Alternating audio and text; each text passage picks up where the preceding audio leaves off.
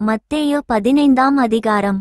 அப்பொழுது எருசலேமிலிருந்து வந்த வேதபாரகரும் பரிசேயரும் இயேசுவினிடத்தில் வந்து, உம்முடைய சீஷர்கள் முன்னோர்களின் பாரம்பரியத்தை ஏன் மீறி நடக்கிறார்கள், கைகழுவாமல் போஜனம் பண்ணுகிறார்களே என்றார்கள். அவர்களுக்கு அவர் பிரதியுத்தரமாக, நீங்கள் உங்கள் பாரம்பரியத்தினாலே தேவனுடைய கற்பனையை ஏன் மீறி நடக்கிறீர்கள்? உன் தகப்பனையும் உன் தாயையும் கனம் பண்ணுவாயாக என்றும், தகப்பனையாவது தாயையாவது நிந்திக்கிறவன் கொல்லப்பட வேண்டும் என்றும் தேவன் கற்பித்திருக்கிறாரே. நீங்களோ எவனாகிலும் தகப்பனையாவது தாயையாவது நோக்கி, உனக்கு நான் செய்யத்தக்க உதவி எது உண்டோ அதை காணிக்கையாக கொடுக்கிறேன் என்று சொல்லி தன் தகப்பனையாவது தாயையாவது கனம் பண்ணாமற் போனாலும் அவன் கடமை தீர்ந்ததென்று போதித்து, உங்கள் பாரம்பரியத்தினாலே தேவனுடைய கற்பனையை அவமாக்கி வருகிறீர்கள்.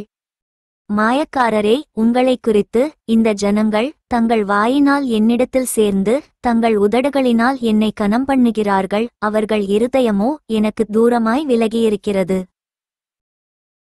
மனுஷருடைய கற்பனைகளை உபதேசங்களாகப் போதித்து வீணாய் எனக்கு ஆராதனை செய்கிறார்கள் என்று ஏசாயா தீர்க்கதரிசி நன்றாய்ச் சொல்லியிருக்கிறான் என்றார். பின்பு அவர் ஜனங்களை வரவழைத்து அவர்களை நோக்கி, நீங்கள் கேட்டு உணருங்கள். வாய்க்குள்ளே போகிறது மனுஷனை தீட்டுப்படுத்தாது, வாயிலிருந்து புறப்படுகிறதே மனுஷனை தீட்டுப்படுத்தும் என்றார். அப்பொழுது அவருடைய சீஷர்கள் அவரிடத்தில் வந்து, பரிசேயர் இந்த வசனத்தை கேட்டு இடறலடைந்தார்கள் என்று அறிவீரோ என்றார்கள். அவர் பிரதியுத்தரமாக, என் பரமபிதா நடாத நாற்றெல்லாம் வேரோடே பிடுங்கப்படும். அவர்களை விட்டுவிடுங்கள், அவர்கள் குருடருக்கு வழிகாட்டுகிற குருடராயிருக்கிறார்கள், குருடனுக்கு குருடன் வழிகாட்டினால் இருவரும் குழியிலே விழுவார்களே என்றார். அப்பொழுது பேதுரு அவரை நோக்கி, இந்த உவமையை எங்களுக்கு வெளிப்படுத்த வேண்டும் என்றான். அதற்கு இயேசு, நீங்களும் இன்னும் உணர்வில்லாதவர்களாயிருக்கிறீர்களா? வாய்க்குள்ளே போகிறதெல்லாம் வயிற்றுக்குள்ளே சென்று ஆசன வழியாய் கழிந்துபோம் என்பதை நீங்கள் இன்னும் அறியவில்லையா? வாயிலிருந்து புறப்படுகிறவைகள் இருதயத்திலிருந்து புறப்பட்டு வரும், அவைகளே மனுஷனை தீட்டுப்படுத்தும். எப்படியெனில் இருதயத்திலிருந்து பொல்லாத சிந்தனைகளும் கொலைபாதகங்களும் விபச்சாரங்களும் வேசித்தனங்களும் களவுகளும் பொய்ச்சாட்சிகளும் தூஷணங்களும் புறப்பட்டு வரும். இவைகளே மனுஷனை தீட்டுப்படுத்தும். கைகழுவாமல் சாப்பிடுகிறது மனுஷனை தீட்டுப்படுத்தாது என்றார். பின்பு இயேசு அவ்விடம் விட்டு புறப்பட்டு தீரு சீதோன் பட்டணங்களின் திசைகளுக்கு போனார்.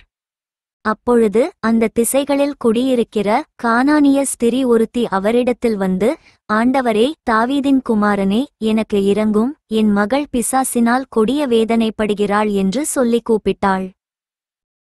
அவளுக்கு பிரதியுத்தரமாக அவர் ஒரு வார்த்தையும் சொல்லவில்லை. அப்பொழுது அவருடைய சீஷர்கள் வந்து, இவள் நம்மை பின் தொடர்ந்து கூப்பிடுகிறாளே, இவளை அனுப்பிவிடும் என்று அவரை வேண்டிக் கொண்டார்கள். அதற்கு அவர், காணாமற்போன ஆடுகளாகிய இஸ்ரவேல் வீட்டாரிடத்திற்கு அனுப்பப்பட்டேனேயன்றி மற்றபடியல்ல என்றார். அவள் வந்து, ஆண்டவரே, எனக்கு உதவி செய்யும் என்று அவரை பணிந்து கொண்டாள். அவர் அவளை நோக்கி, பிள்ளைகளின் அப்பத்தை எடுத்து நாய்க்குட்டிகளுக்கு போடுகிறது நல்லதல்ல என்றார். அதற்கு அவள், மெய்தான் ஆண்டவரே, ஆகிலும் நாய்க்குட்டிகள் தங்கள் எஜமான்களின் மேஜையிலிருந்து விழும் துணிக்கைகளை தின்னுமே என்றாள்.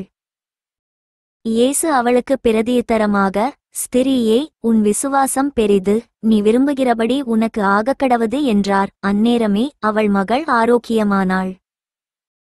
இயேசு அவ்விடம் விட்டு புறப்பட்டு கலிலேயா கடலருகே வந்து ஒரு மலையின் மேல் ஏறி அங்கே உட்கார்ந்தார். அப்பொழுது சப்பாணிகள், குருடர், ஊமையர், ஊனர் முதலிய அநேகரை திரளான ஜனங்கள் கூட்டிக்கொண்டு இயேசுவினிடத்தில் வந்து அவர்களை அவர் பாதத்திலே வைத்தார்கள். அவர்களை அவர் சொஸ்தப்படுத்தினார். ஊமையர் பேசுகிறதையும் ஊனர் சொஸ்தமடைகிறதையும் சப்பாணிகள் நடக்கிறதையும் குருடர் பார்க்கிறதையும் ஜனங்கள் கண்டு ஆச்சரியப்பட்டு இஸ்ரவேலின் தேவனை மகிமைப்படுத்தினார்கள். பின்பு இயேசு தம்முடைய சீஷர்களை அழைத்து, ஜனங்களுக்காக பரிதபிக்கிறேன், இவர்கள் என்னிடத்தில் 3 நாள் தங்கியிருந்து சாப்பிட ஒன்றுமில்லாதிருக்கிறார்கள், இவர்களை பட்டினியாய் அனுப்பிவிட எனக்கு மனதில்லை, வழியில் சோர்ந்து போவார்களே என்றார். அதற்கு அவருடைய சீஷர்கள், இவ்வளவு திரளான ஜனங்களுக்கு திருப்தியுண்டாகும்படி வேண்டிய அப்பங்கள் இந்த வனாந்தரத்திலே நமக்கு எப்படி அகப்படும் என்றார்கள். அதற்கு இயேசு, உங்களிடத்தில் எத்தனை அப்பங்கள் உண்டு என்று கேட்டார். அவர்கள், 7 அப்பங்களும் சில சிறு மீன்களும் உண்டு என்றார்கள். அப்பொழுது அவர் ஜனங்களை தரையில் பந்தியிருக்க கட்டளையிட்டு அந்த 7 அப்பங்களையும் அந்த மீன்களையும் எடுத்து ஸ்தோத்திரம் பண்ணி பிட்டுத் தம்முடைய சீஷர்களிடத்தில் கொடுத்தார். சீஷர்கள் ஜனங்களுக்கு பரிமாறினார்கள். எல்லாரும் சாப்பிட்டு திருப்தியடைந்தார்கள். மீதியான துணிக்கைகளை 7 கூடை நிறைய எடுத்தார்கள். ஸ்திரீகளும் பிள்ளைகளும் தவிர சாப்பிட்ட புருஷர் 4000 பேராயிருந்தார்கள். அவர் ஜனங்களை அனுப்பிவிட்டு படவில் ஏறி மக்தலாவின் எல்லைகளில் வந்தார். For more videos subscribe and like my channel.